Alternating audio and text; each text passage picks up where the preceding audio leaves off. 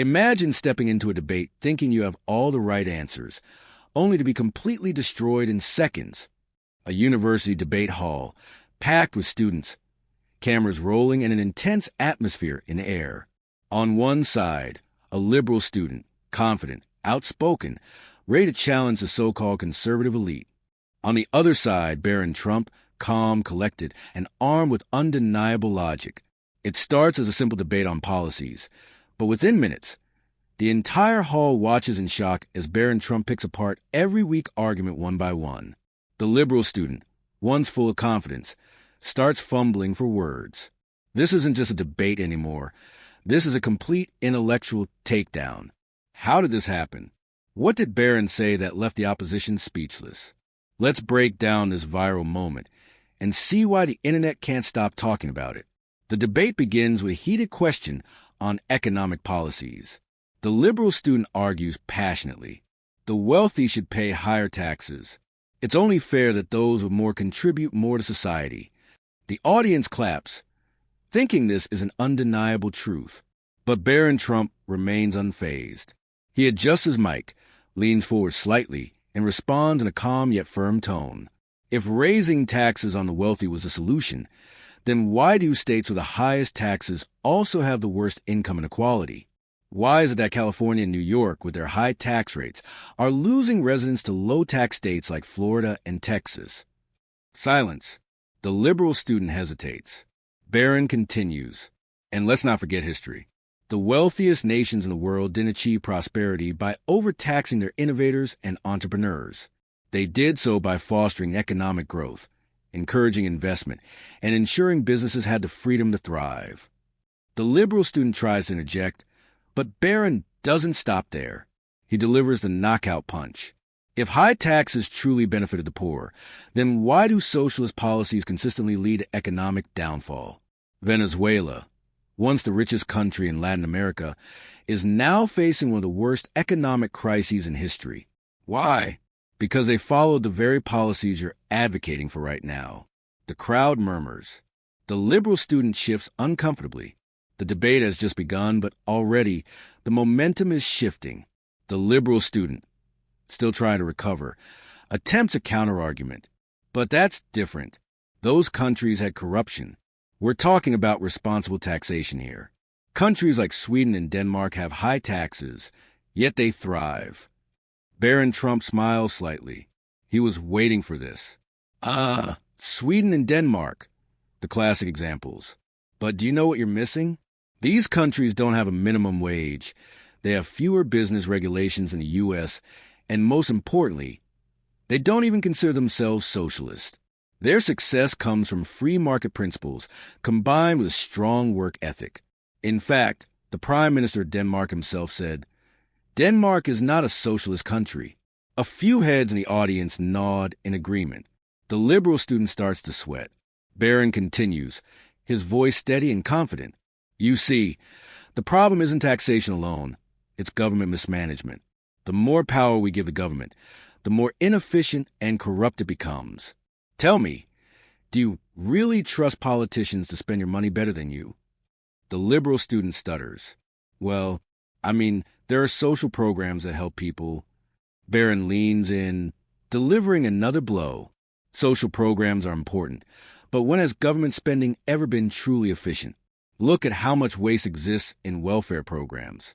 Fraud, inefficiency, and bureaucracy eat up taxpayer money. And who suffers the most? The middle class. The hard-working people who actually drive the economy. The audience erupts in murmurs. The liberal student looks around, realizing the tide is turning against him. Barron pauses for a moment, letting his words sink in. Then, with a confident smirk, he adds, "At the end of the day, it's simple. When you take money from those who create jobs and wealth, you don't make the poor richer. You just make everyone poorer." The liberal student gulps. The debate is slipping away from him. The liberal student, now visibly shaken, tries one last desperate attempt to regain control. But without taxes, how will we fund essential services? Who will pay for roads, schools, and health care? Society needs a government to step in and provide these things. Barron Trump tilts his head slightly, as if amused. He calmly responds, Who said we don't need taxes? Of course, a government needs revenue to function. The real question is, how much is too much? When taxation becomes excessive, it discourages hard work and innovation. Why should someone who works 80 hours a week pay the same rate, or even higher, than someone who barely works at all? The audience leans in, captivated. Barron continues, his voice growing sharper. And let's talk about efficiency. You brought up roads, schools, and healthcare. Have you ever noticed how private companies build roads faster and cheaper than government projects? Have you ever compared a private school's performance to a public school's? And do I even need to bring up the failures of government-run healthcare systems? The liberal student stammers. But government healthcare provides for everyone. Barron Trump shakes his head. At what cost? Long wait times, lower quality care, and crushing debt. Look at Canada and the UK. People cross borders just to get treatment in the US. That's what happens when the government controls too much. The free market, on the other hand, creates competition, which drives quality up and costs down. That's basic economics. The liberal student is out of arguments. His face is red, his confidence shattered. The audience is now fully on Barron's side. With a final, piercing statement, Barron delivers the knockout punch. The truth is, personal freedom and economic freedom go hand in hand. The more you give power to the government, the less control you have over your own life. The choice is simple. Do you want to be in charge of your own success, or do you want the government to decide it for you? The room falls silent. The liberal student slumps in his chair, defeated. A moment later, applause erupts.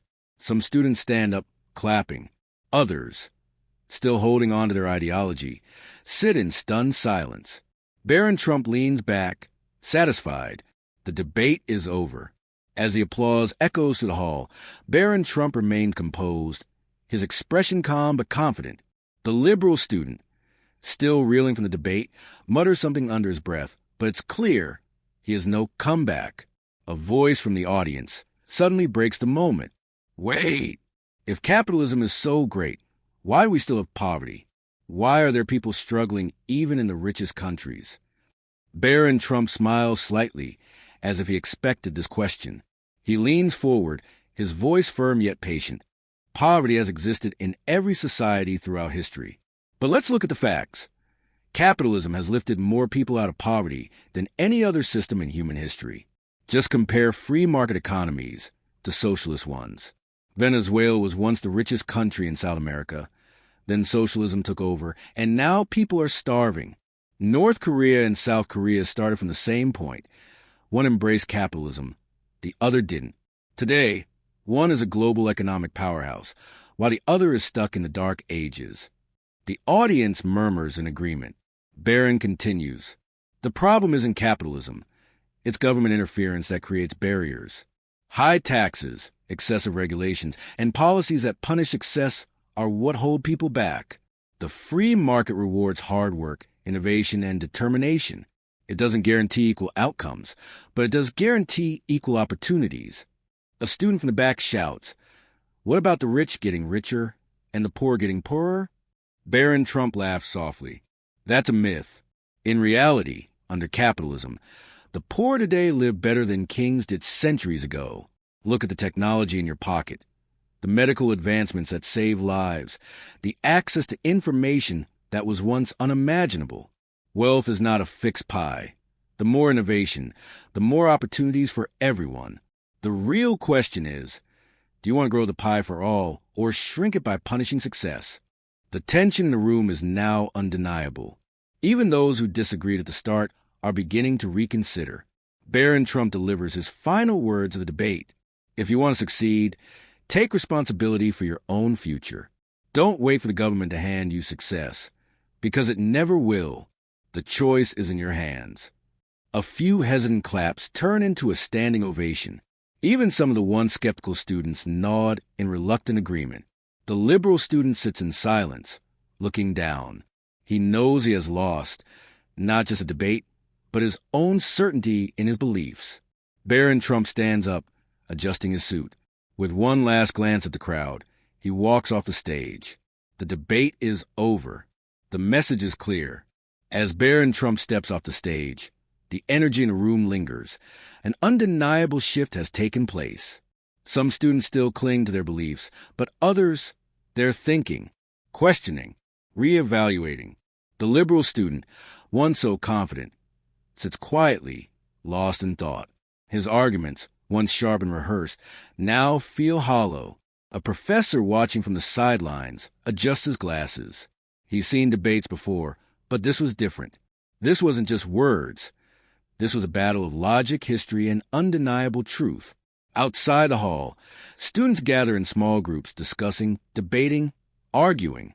Some defend their views. Others admit they never considered the points Barron made. And Barron Trump? He walks through the campus, unfazed. He's not here to convince everyone.